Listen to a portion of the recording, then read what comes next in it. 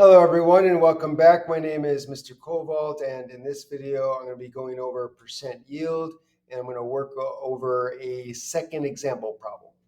So let me just start by explaining what percent yield is. Percent yield is where you take the actual yield and you divide by the theoretical yield and you multiply by 100. And here I have the equation right there. Let me explain what these terms mean. So the actual yield is the yield you get in a lab. So you run the experiment, you produce a certain amount of product that you're interested in, and you measure how much you got, the yield, like how much of the product was yielded from the reaction, from your reactants that you started with. And so that's the actual yield, what you actually get in the lab when you run the experiment. The theoretical yield is the amount of product that you should form theoretically based upon your calculations using stoichiometry. So I do my calculations, I start with a certain amount of grams of my substance of a reactant, and I run through the stoichiometry to calculate the amount of whatever product I'm interested in. That is the theoretical yield. That is what I should get in theory based upon my calculations. And so once I know the theoretical yield from my calculations and the actual yield from when I run the experiment in the lab, I take the two, divide them, and multiply by 100, and I get the percent yield. So let's go ahead and apply that to this problem. So here I have my balanced equation for the reaction that I'm interested in. And they're asking, what is the percent yield if 1.2 kilograms of my sodium chromate here are produced? So this is the product. So I'm producing 1.2 kilograms of the Na2CrO4 from an ore that contains 1.0 kilograms of the iron, the Fer2O4 here. So I'm given this amount of my reactant. So I'm interested in this reactant. And so they don't give me any information of the other reactants. So in this problem, I can assume that the other reactants are in excess. So if they don't give me any information in the problem for all the reactants, then the reactants that they don't tell me anything about, that's going to be in excess. And so I only need to worry about this amount here. So this is not a limiting reagent problem. I can assume that this is my limiting reagent that I have to worry about. So they're giving me this amount of the reactant, and they told me in the lab I got this amount of the product. So this 1.2 kilograms is the actual yield, right? So in order to do a percent yield, they have to give you the actual yield in the problem. So you have to figure out what that is. And so in this problem, it's the 1.2 kilograms of the Na2CrO4. So now what we need to do is calculate the theoretical yield. We need to calculate how much of this product should form in theory from 1.0 grams of our reactant. So we're going to have to convert the 1 kilogram of reactant to kilograms of the product we're interested in. So we're going to have to do some stoichiometry. So we're going to start with the 1.0 kilograms of the CR2O4. And we want to convert this to kilograms of the other substance, and that is the Na2CrO4. So we're going to have to first convert kilograms to grams. Our goal here, since we're converting from one substance, the reactant, to a different substance, the product, we have to go through the mole ratio. And so therefore, our first goal here is to convert this to moles. So we're going to have to get this to grams first, so that way we can use the molar mass to convert grams to moles. So I know that 1 kilogram is 1,000 grams. So I'm going to put 1 kilogram of the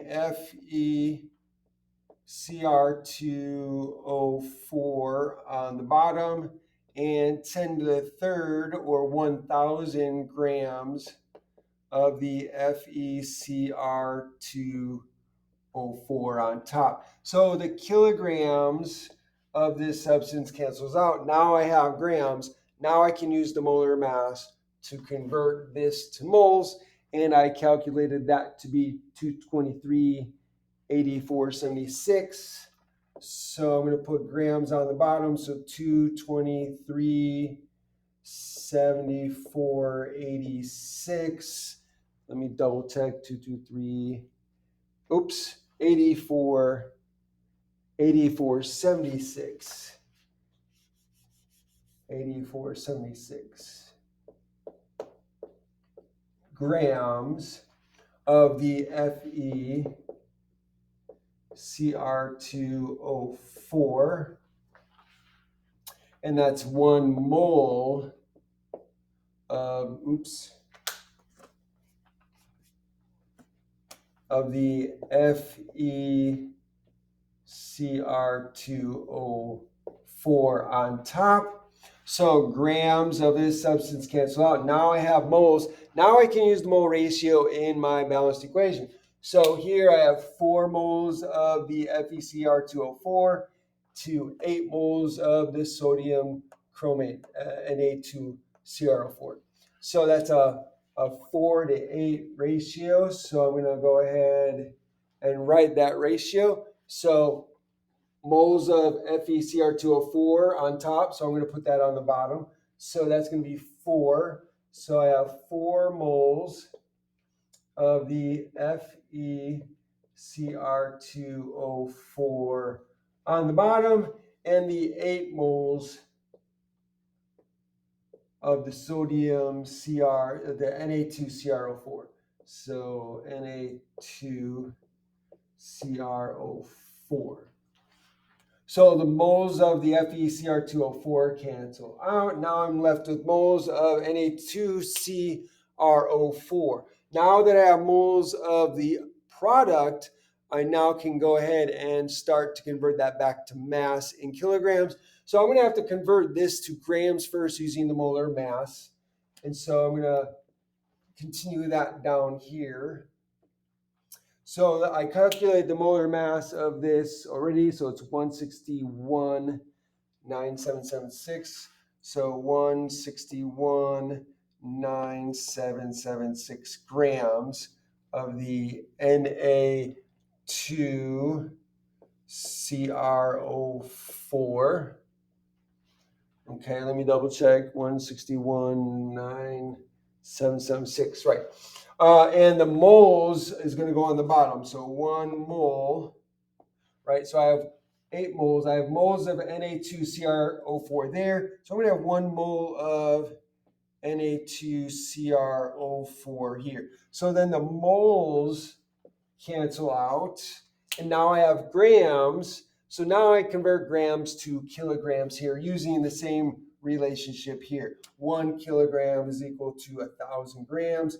This time, since I have grams on the top, I'm going to put grams on the bottom. So 1,000 grams of Na2CrO4 on the bottom, and 1 kilogram of the Na2CrO4 on top. So grams cancels out. Now I'm left with kilograms.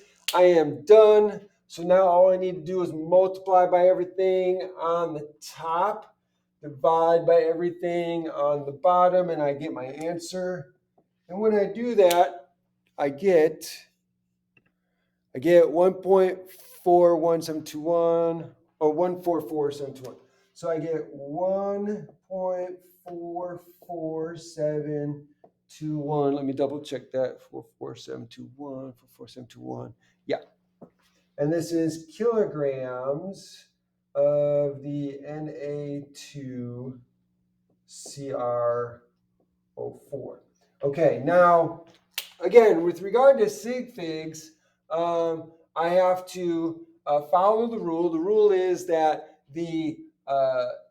my answer here should be in the same number of sig figs as the measurement with the least number. So I'm going to ignore anything that's exact. So for this relationship, anything that's metric to metric in the same grouping, so metric mass to metric mass, that's exact. Same thing here. So these two are exact. I can ignore those.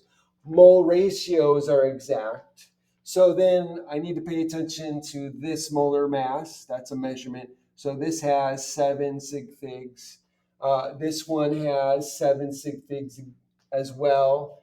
And then here I have 2 sig figs. So the least number is 2. So then this should be, my final answer for this calculation should be 1.4 kilograms. So I'm 1, 2, I cut it off there.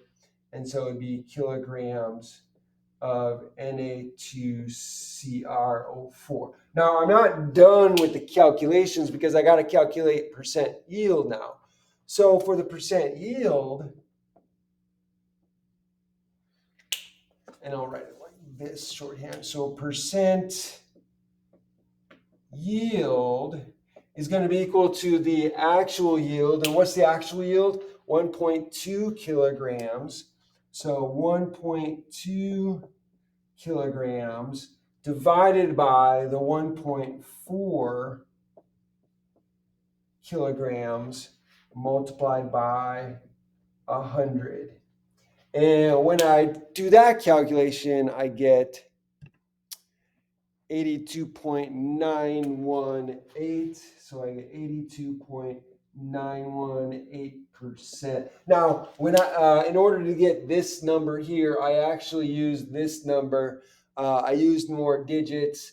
That way, I don't run into a rounding error. So I know I can only keep 2 sig figs, but I used a few more digits. That way, I can avoid rounding errors. So instead of the 1.4 here, I actually divided by 1.44721 and multiplied by 100, and I got this number here. But again, because these are 2 sig figs, I can only keep 2 sig figs. So then I would round this to 83%. So the percent yield for this particular reaction was 83%. And that, ladies and gentlemen, is how you do percent yield. I hope you enjoyed this video. If you did, if you learned anything from this video, if this was helpful in any way, then please like the video, share the video, hit that like button. Also, subscribe to my channel, hit that notification bell, and when you do, make sure you click all so you can be notified by all the videos I put out. And finally, put a comment down below in the comment section. Let me know what you think. Ask me questions. I would love to hear from you. If you have a question you want me to go over, or a problem you want me to help you with, or if you have a topic you want me to cover, I would like to do that for you. Thanks for joining me, and have a great day.